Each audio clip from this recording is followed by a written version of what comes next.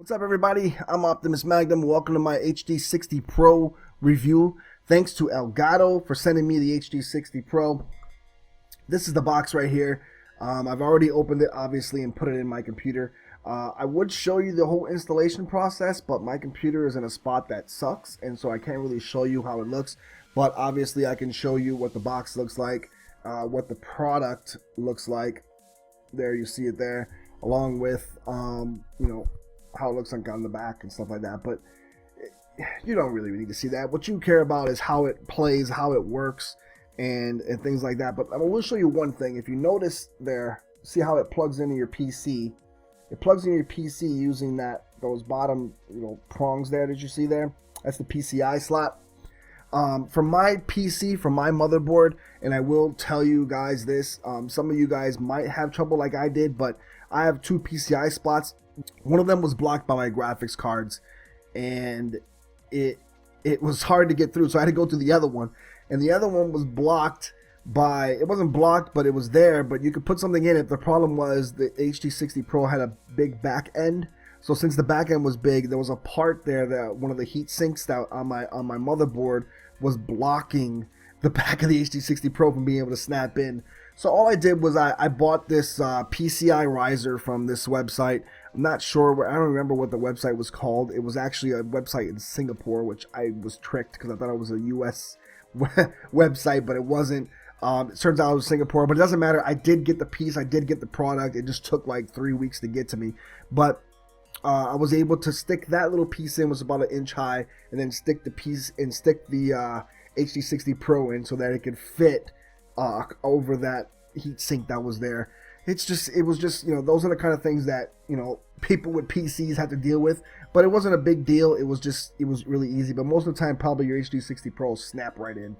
And it's the installation of it. You're talking about easy. The installation of that was the most easiest thing I've ever seen in my entire life. You just snap it in and you screw the end of it, the little part in, so that way it sticks to the back of your computer, and you plug in your HDMI spots. That's it. That's how easy it was. And you just download the software from the Elgato site. They make everything easy for you to get. So kudos to Elgato for that. Now I have owned Elgatos in the past. Obviously, I own the Game Capture HD, the original here, and I have little things on the bottom of them, those little what do you call those little feet things that you put on the bottom, because my desk is slippery. I didn't want things to slide, so I put them on there so that it doesn't slide. And then of course I have the HD60 Pro, or the HD60, the original one now, the little thin one. As you can see the difference between the two Elgatos there. This one's still cool though, because this one still captures Nintendo and old game capture. Like if you have old systems or old consoles, you can still use this to do that, especially with the PS3. It's really good to use it with. And then this one obviously is really good because it's just got great software. It captures at 60 frames per second, and it's just an awesome thing still to have. So those are the other two I own, thanks to Elgato, of course. And now I have this HD60 Pro, which, whoo, I'm telling you, this is awesome. The reason why it's so awesome, I wanted to get my hands on it, is the fact that it has zero latency. And the reason, if you're wondering what zero latency is, I'm sure you maybe heard it before. The geeks will know, but if you're looking at this video and you don't know what it is, but you're thinking about maybe buying this, the reason why you like zero latency, there's no lag when you play the game. Like, and what I mean by no lag, there's no lag in your streams, or there's no lag in your capture. So you basically see what you see on the screen. And as you see here, I'm recording using OBS, and OBS obviously syncs right with the Elgato. It works perfectly, and my camera's in there on the screen, but it's not really in the Elgato software, so don't think that that's what happens, because that's not how it looks actually when you're recording. That's just where I put my camera in this video to do this video. But anyways, I'm going to show you here. I have my controller, and the screen you're seeing is obviously not the TV screen. That's my computer monitor, and that's where the software is on. This is basically the software you're looking at. And look at this. I hit the button, it just goes. There's no lag. There's basically like maybe a millisecond of delay, basically, when you're doing this. So when you're live streaming and everything, you're basically seeing this live. You don't have to sync your mic. You don't have to sync your webcam with this to try to make it in sync for your streams. You basically just put it on, play it, and it's already in sync with your mic and with your webcam. So that's what makes this software amazing. And I really like what Elgato did with this. I really like the way they're going. They listen to their fans. They listen to the people who stream. They listen. They take feedback in. They take ideas. They mesh them together. They try to bring the best of everything and try to implement it in their software. And that's the one thing I love about this. And we'll get into the software just right now real quick. As you see here, there's custom overlays on right now that I have on. And these overlays actually are given to you by Elgato. I'll put it on a separate one here. There's nothing on it right now. And you can just go to edit scenes there. And you just click on add overlay. And you can get your scenes from Elgato. You can put your own in. You can do whatever you want pretty much on this. And as you see here, there's different ones to pick from. You can pick from pretty much anything in here. And you have a choice to add your webcam. I won't add the webcam. You can add your webcam in here. I can't do it because I'm obviously using the webcam on OBS, so it'll basically try to take it over and it'll ruin my video that I'm trying to do for you guys. But you basically can put it in here. Some of them already have webcams in here, as you see, like they're automatically with webcams. But if you can just basically choose get scene. It puts it in there, and now it gives you this little options to do things with it. You can crop it, you can adjust it, you can flip it to the front or back depending on what you're using for your which overlays you're using. You can adjust the opacity of it, which is what I'm doing right now, to make it just probably a little bit more invisible so you can see the whole gameplay. And all I gotta do is hit save scene there, and it saves it to it. As you can see here, here's the whole layout there for you and things like that. But I'll leave it blank for right now. But that's a pretty cool feature that they get, and you can pretty much add anything you want to it. And Elgato is pretty cool about that. Down here, this is all self-explanatory. This is the record button for when you're recording gameplay. This right here is the cool feature. Everybody knows about this with Elgato. That's what makes Elgato's game capture so much fun and famous, pretty much. This is the snapback recording. You just pull it back, and you can record to where you want to. You can basically record it. If you're not recording and you say, oh crap, I wasn't recording, I missed this.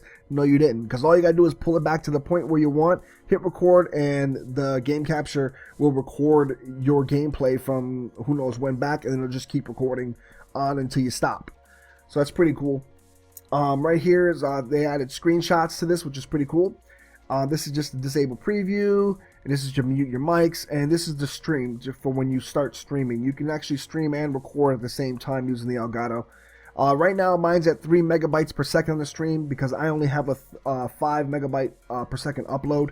My Time Warner cable in Rochester, New York sucks, and I don't care if I say it, but they suck, and they only give me a 5 upload, so that's the highest they go. There's another internet service here called Greenlight, which I would love to get my hands on, but unfortunately Greenlight's not in my area. Unfortunately, Greenlight's not in a lot of areas because they're relatively new, and they're trying to make their mark here. But as soon as people start recognizing them, hopefully, they'll start, having more cable availability here for us. So, because they're fiber optic, and I'm dying to get my hands on that because their upload speeds are tremendous, and I want that. But the higher the megabyte speed, the higher you can do it here. You can see how you can adjust the live streaming here, and basically, if you adjust it, you can go up to 1080p, 30 frames per second streaming. I believe you can stream. You can't stream it. You can stream at 60 frames per second on 720p with this. You can't stream at 1080p, 60 frames per second yet on this, though. That's the only difference. But you're still playing on it. So when it re-uploads, to YouTube, it's at 60 frames per second, I believe. So it's weird, but for some reason that's the way it is. It might be 1080 frames, 60 frames per second, maybe if you had it more or something like that, but I'm not sure. Obviously, if you're using this and you're streaming with OBS or some other software, then yes, you're obviously streaming at 60 frames per second because that's what this uses. But if you're streaming from the software itself, the Elgato software, you can only stream 1080p 30 frames per second. That's what I've noticed. But you can still use it in other like XSplit, OBS, whatever you use for your streaming software. You can use it in that, and you're still streaming, and you're streaming at 60 frames per second though. So that's a good thing about Elgato stuff. The game audio can be adjusted as well, along with your live commentary, your microphone audio. I have it on. I don't know why I have it on this, but that's what I have it on for now. It must default to that. But anyways, you can adjust your live commentary. Another cool thing about the live commentary audio and the game audio it saves in 2 different files now. You can choose to save it in 2 different files. So basically you have 2 different audio files for your recording, so you can adjust them. A lot of people don't like to hear your loud mouth over the game audio, or sometimes the game audio is so loud that they can't hear your voice. So it's good to have 2 audio files, so that when you put it in your software that you use to edit your videos, you can basically adjust the audio in there and adjust it to the right, audio output, so that way you have a nice blend of your voice and the live commentary. Or if your voice came out horrible, you can just delete your voice altogether, just put your gameplay up. Or if you don't want to put your voice up for certain things, or their game audio down for certain things, you can do that. And that's what makes this software cool as well. And they took that advice. I don't know if it was my advice, but I know I'm probably the one who suggested that first, Elgato. I remember specific emails of me suggesting try to split that audio up, because that was really important. But like I said, they take everybody's advice into account. They take everybody's thoughts and their needs for streaming and for recording into account, and that's how Elgato does it, and I love the way they do that. So kudos to you, Elgato.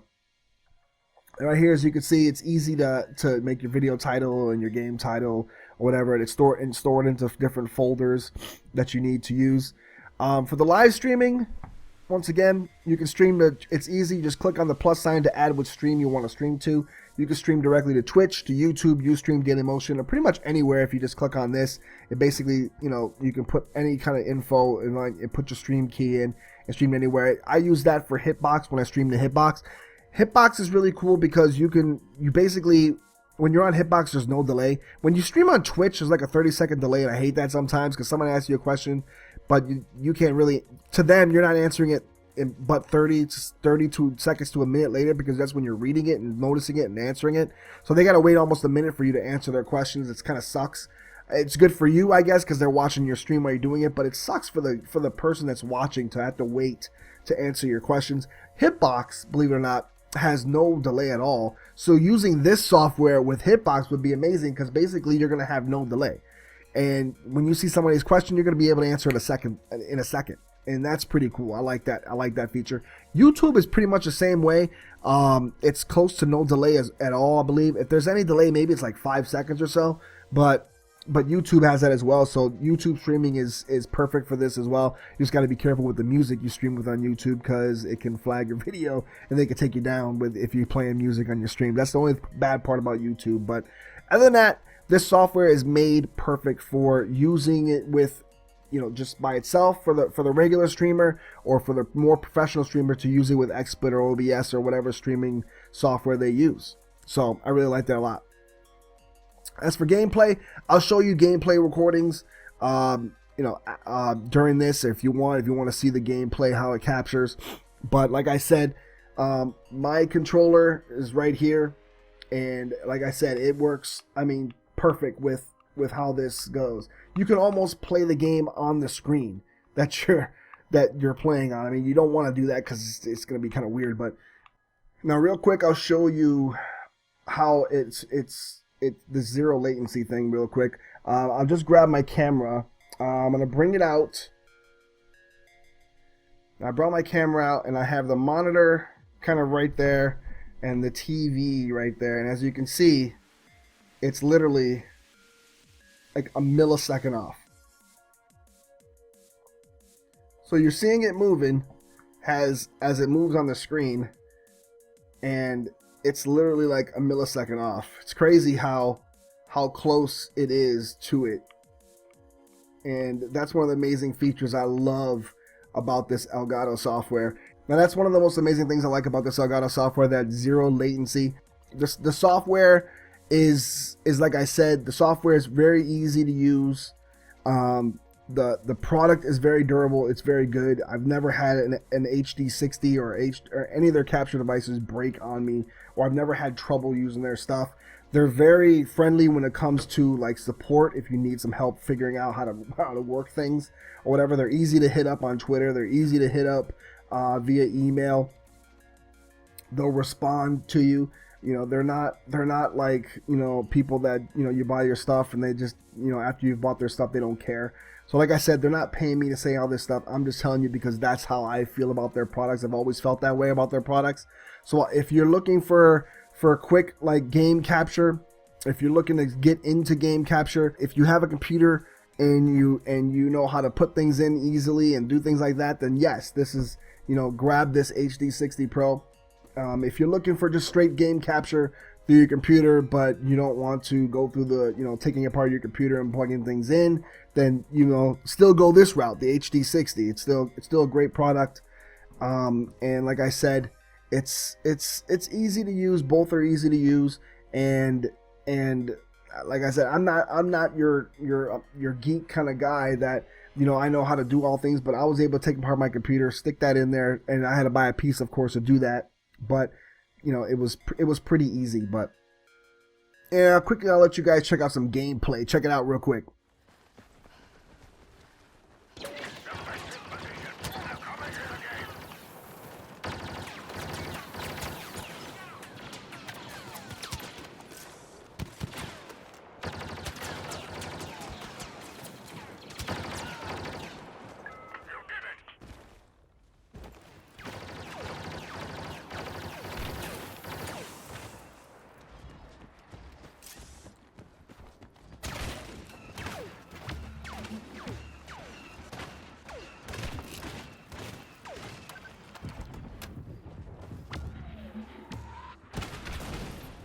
All right, now that you've seen the gameplay, now you know how good this captures and how easy it captures at 1080p.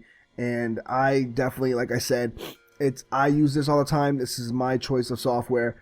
I like to be able to capture gameplay with this, and it's just really cool, and it's cool to live stream from. So if you can afford it, buy it. I'll tell you that right now. The information is down below, as you can see there. I've had it run across the bottom there for a while. If you also, you know, want to pick it up right away, you can pick it up from Amazon. You can pick it up from Best Buy, I believe, as well. Definitely from Newegg if you want to order it. And I'm sure it's at other places too, but those are the three places a lot of people usually go to right away. So I would definitely recommend picking it up. All right. So thanks for watching the review. I really appreciate you guys taking out your time to look at this. Not the best review in the world, I know, but it is a review nonetheless, and it's me giving my thoughts on the software and products and things that Elgato has sent to me. And I, once again, thank you, Elgato, for sending this to me. It's a pleasure to be able to work with your stuff. It's a pleasure to be able to use the stuff, and I love it. So, like I said before, love the software, love the hardware. Very easy to use, very easy to assemble, or not even assemble, just basically pop in your PC, and just good stuff. So don't forget to slap that like button, and thank you very much. And peace out, guys. Optimus Magnum out. Peace.